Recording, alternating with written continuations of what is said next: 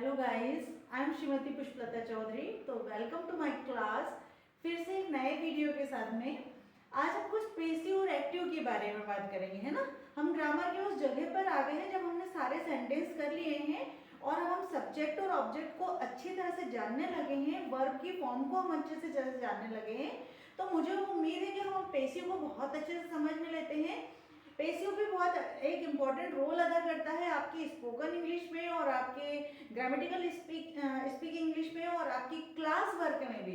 I think 8th 9th 10th से शुरू हो जाती है पेसिव। और मुझे ऐसा लगता है गाइस कि आपको बहुत हेल्पफुल होगा ये वीडियो, क्योंकि मैं उसको बहुत ही इजी वे में पढ़ाने वाली हूँ। तो प्लीज़ इसको पूरा वीडियो वॉच कीजिए और उसके बाद में आप थोड़ी मैं प्रैक्टिस भी लेकर के आऊंगी, तो आप उसको प्रैक्टिस के रूप में भी कर सकते हो, ठीक है ना। तो अपन आते हैं, मैं पहले उसके बारे में कुछ जानकारी देती हूँ कि एक्टिव और पेसिव क्या था। क्या होता है जब हमारा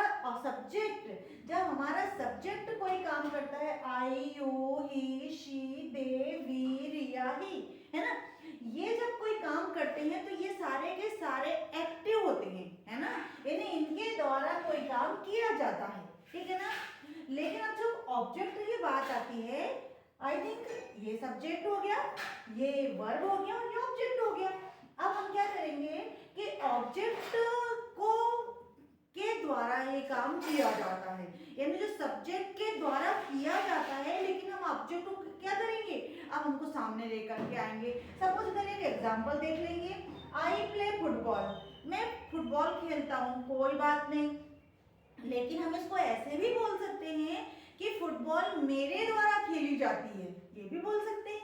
हाँ, बिल्कुल बोल सकते हैं। तो ये जो फुटबॉल है ऑब्जेक्ट पार्ट में है, उस ऑब्जेक्टिव पार्ट में लिखने के बाद हम इसको थोड़ा सामने ले आएंगे। देखो, फुटबॉल इज प्लेड बाय मी, तो इनके कुछ रूल्स है। हाँ बराबर, यहाँ आपने इज लगाया है, यहाँ वर्ब की थर्ड फॉर्म क्यों लगाई है, ये सारे रीजन देने के लिए हम इस वीडियो में अंत तक जुड़े रहेंगे और फिर इसको सीखेंगे, ठीक है ना। अब मैं आपको पहले तो क्लियर कर दूं कि ये पेसिव वाइज में था और ये एक्टिव वाइज में था, है ना। तो ये पेसिव वाइज में क्या होता है, वर्ब की थर्ड फॉर्म लाई है अपन ने और थर्ड फॉर्म के साथ इज लगाया है। मैम इज तो कभी आता ही नहीं है थर्ड फॉर्म के साथ, हाँ बिल्कुल नहीं आता है, लेकिन पेसिव सेंटेंस बनाने के लिए हमें इज के साथ में थर्ड फॉर्म लगाया जाता है। इनके कुछ रूल्स हैं, उनको तो पहले अपन रूल्स पढ़ लेंगे, उसके बाद हम बहुत अच्छे से समझेंगे।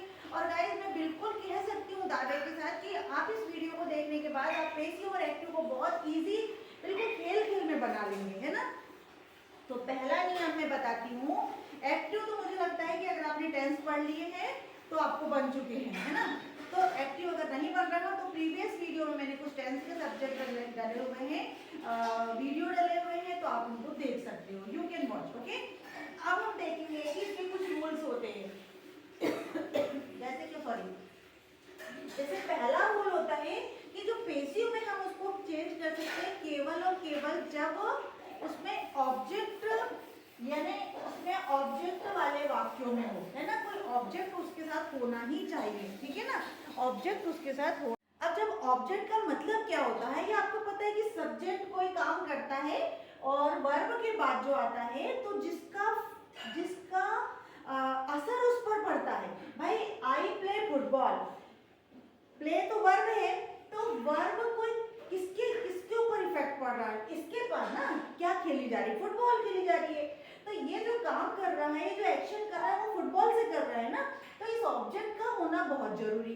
जैसे देखेंगे यहाँ पर एक प्रकार से एक एग्जांपल है, आई स्लीप ही प्लेज, इधर आपके पास ऑब्जेक्ट नहीं है, इसका मतलब ये आपको पेसिव में नहीं बदल सकता। हाँ, इसकी जगह पे अगर मैंने लिख दिया आई स्लीप या he plays football, he plays cricket, तो फिर हो जाता है, ठीक है ना।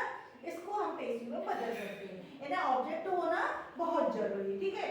चलिए आगे बढ़ेंगे। सेकंड, परफेक्ट कंटीन्यूअस टेंस, जाके जब विल वाली कंडीशन को याद कर लो कि परफेक्ट कंटीन्यूअस और फ्यूचर कंटीन्यूअस, इन दोनों में हम पेसिव वाइज का सेंटेंस नहीं बना सकते। बहुत बहुत रेयरली कंडीशन में ही आप इसके वीडियो सेंटेंस बना सकते हैं। देखिए कैसे, परफेक्ट कंटीन्यूअस, चाहे वो प्रेजेंट परफेक्ट कंटीन्यूअस हो, चाहे पास्ट परफेक्ट कंटिन्यूअस हो, जहां आपको पता है ना I have been teaching, I had been teaching since last 1993, कुछ भी हो सकता है ऐसा, है ना। I will have been teaching, तो इनमें नहीं होता है। और फिर एक होता है कि जो फ्यूचर का कंटिन्यूअस टेंस होता है, जहाँ पे हम विल बी को यूज करते हैं, वहां पे भी इसका यूज नहीं किया जाता है पेसिव का। हो गए 4 आपके पास, ठीक है। चलो आगे बढ़ जाते हैं। अब आपके पास एक चीज और इसमें ध्यान रखने वाली बात है, गाइस बहुत स्लो चल रही हूँ मैं और आप भी स्लो चलिए, और मुझे उम्मीद है कि पेसिव आज आपको मैं क्लियर करवा के ही रहूंगी, ठीक है ना। अब यहाँ तक तो मुझे लगता है कि क्लियर हो गया। अब ये चीज मैं समझाती हूँ कि जो सब्जेक्ट और ऑब्जेक्ट होते हैं वहां पे थोड़ा सा एक और चेंज करते हैं। यहाँ पर एक चेंज करेंगे कि पेसिव सेंटेंस में क्या करेंगे, वर्ब की थर्ड फॉर्म लगाएंगे। देखिए सब जगह मैंने played, cooked, written, done, played, listen, sung, sent, है ना। प्लेड यानी केवल परफेक्ट टेंस में और पेसिव के हर टेंस में, पेसिव का हर टेंस होता है, चाहे वो प्रेजेंट का टेंस हो सकता है, चाहे पास्ट का टेंस हो सकता है, चाहे फ्यूचर का टेंस हो सकता है, चाहे मॉडल का भी हो सकता है, वहां पे हम वर्ब की थर्ड फॉर्म को यूज करते हैं। अंडरस्टूड? यस। अब देख लेंगे ये होने के बाद में वापस अपन यहाँ पे आते हैं ऑब्जेक्टिव पार्ट में, कि ये जो सारे I, you, he, she, they, we, Riya, suppose किसी का नाम, ये सारे सब्जेक्टिव पार्ट है। ये आपको पता है क्योंकि आप सेंटेंस टेंस पढ़ चुके हो। अब इसकी जगह पे हम ऑब्जेक्टिव पार्ट के जो प्रोनाउन है जो हम इनमें यूज करते हैं पेसिव वॉइस में, प्रोनाउन भी आई थिंक गाइस आपको पता होगा, जब आप पेसिव पढ़ने आ गए हो तो इसका मतलब आपको पुरानी चीजें आपको पूरी क्लियर हो चुकी होगी। फिर हम इस चीजों को पढ़ेंगे। मी, आई का हो जाएगा मी, यू का हो जाएगा यू, ही का हो जाएगा हिम, शी का हो जाएगा हर, दे का हो जाएगा देम, है ना उन्हें, वी का हो जाएगा अस, रिया का हो जाएगा रिया। ठीक है, नाम तो किसी का भी होगा, रिया ही नाम होगा, पुष्पलता ही नाम होगा, आरव नाम ही होगा, है ना। चलिए, तो मुझे लगता है गाइस इन चीजों में आपको कोई प्रॉब्लम है क्या? फिर से एक बार रिवाइज कर लेती हूँ कि ये पेसिव की जो सेंटेंस है उसमें ऑब्जेक्ट का होना जरूरी है, क्योंकि जो काम करेगा उसका उस पर असर भी तो दिखना चाहिए, है ना।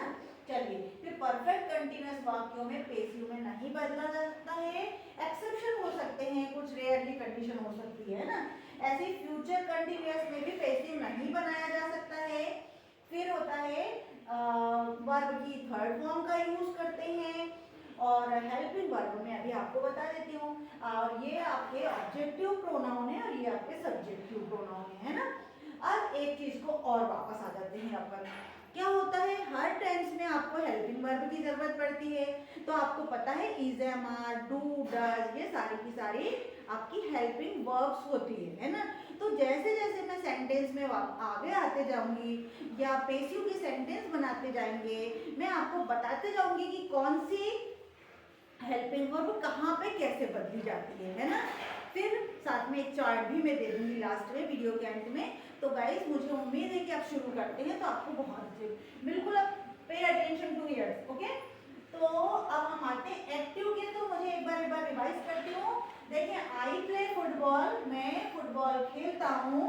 यू कुक फूड, तुम खाना बनाते हो। तो आपको पता है यहाँ पे मैंने कुछ नहीं लिखा, सिंपल सेंटेंस लिखा है एक्टिव का, लेकिन इसकी हेल्पिंग वर्ब होती है डू और डज। अगर आपको निगेटिव करना पड़ता है एक्टिव में तो डू और डज लिखा जाता है। I do not play football, you do not play football, he does not play football, इतना ही होता है। लेकिन अगर हम इसको पेसिव में बदलते हैं तो डू डज की जगह पे हम इज, एम, आर का यूज करते हैं। फिर से रिपीट करती हूँ मैं, डू डज को हम केवल एक्टिव में यूज करते हैं, लेकिन इज, एम, आर को हम पेसिव में यूज करते हैं। और एक और ट्रिक देती हूँ मैं आपको कि जैसे आप सेंटेंस की श्रेणी में नीचे उतरते जाते हैं तो पेसिव में आपकी जो वर्ब है वो ऊपर जाती जाती है। जैसे डू डज की जगह कंटिन्यूअस में था तो इज, एम, आर आया, है ना, वो ऊपर चला गया। फिर उसके बाद में जैसे हैज आता है तो हैज बीन आ जाएगा, हैव आ जाएगा तो हैव बीन आ जाएगा, विल है तो विल बी आ जाएगा, है ना। इसको टेंस के साथ साथ मैं बार बार आपको समझाऊंगी गाइस, बहुत स्लो चलती हूँ मैं आज, है ना। चलिए, अब हम इन्हीं को यहाँ पे लिखा और इन्हीं से आपको कंपेरिजन करना है।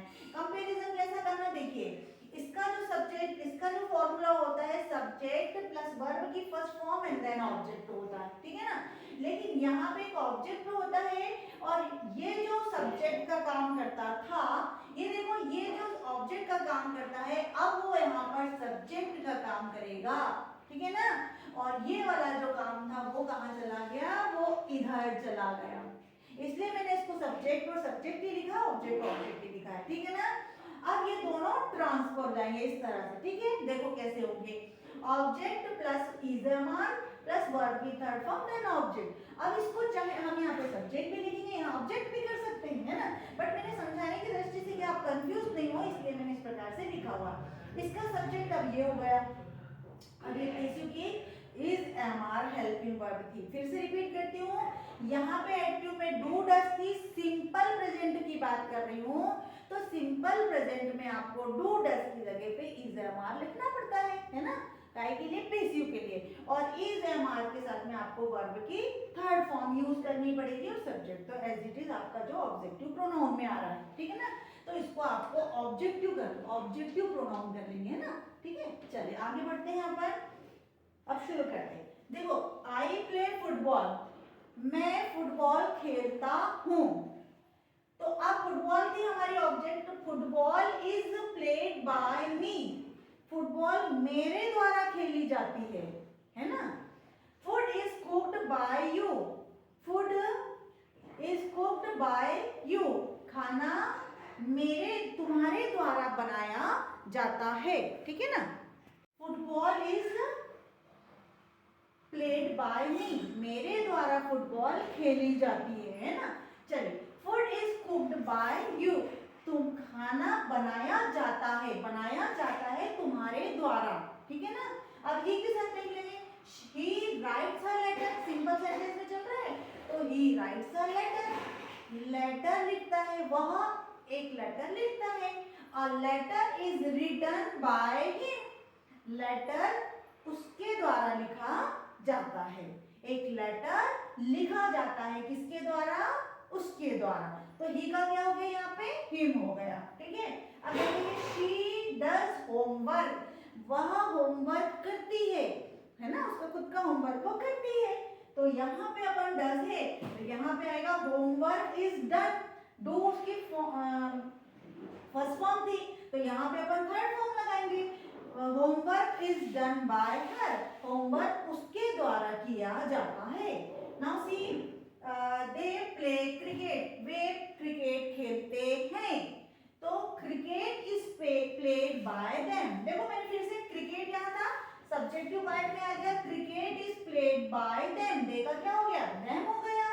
फिर से देखेंगे, वी लिसन सॉन्ग्स, अब ध्यान से सुनना, वी लिसन सॉन्ग्स, हम गाने सुनते हैं, एक गाना सुनते हैं क्या, नहीं, ज्यादा गाने सुनते हैं, तो यहाँ पे थोड़ा सा प्लूरल आ जाएगा, तो वहां पे करना पड़ेगा सॉन्ग्स आर। देखो मैंने पहले बताया था इज एम आर आता है, तो songs are listened by us, गाने सुने जाते हैं हमारे द्वारा, गाने सुने जाते हैं हमारे द्वारा।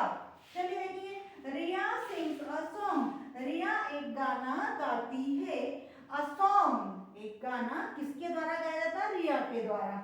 A song is sung by Riya, song is sung by रिया।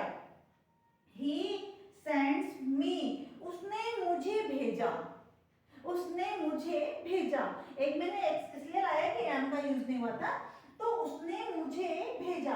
अब हम बोलेंगे कि उसने मुझे भेजा, तो उसके द्वारा मुझे भेजा गया ना, उसके द्वारा मुझे भेजा गया, कहीं भी जाना है तो। आई एम सेंट, मुझे भेजा गया, आई एम सेंट, मैं नहीं आई हूं, मुझे तो भेजा गया, I am sent by him, उसके द्वारा भेजा गया, है ना। एक कई मूवी में होता है ना कि I am trapped, I am trapped, मुझे पकड़ा गया, ये होता है ना, मुझे फंसाया गया, ऐसा होता है ना। तो आई एम ट्रैप्ड वहां पे थर्ड फॉर्म दिख समझ में नहीं आता है, आई वॉज ट्रैप्ड, मैं फंस चुकी थी या मैं फंसाया जा चुका था, किसी के द्वारा कराया जाता था ना। तो इस प्रकार से आप छोटे छोटे सेंटेंस में लेकर के इस प्रकार आप रेशियो को चेंज कर सकते हो।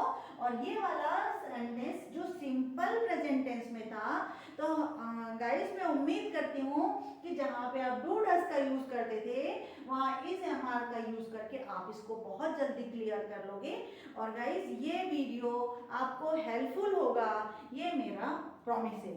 Definitely you will have to take this lot of knowledge, पक्का लोगे ही लोगे।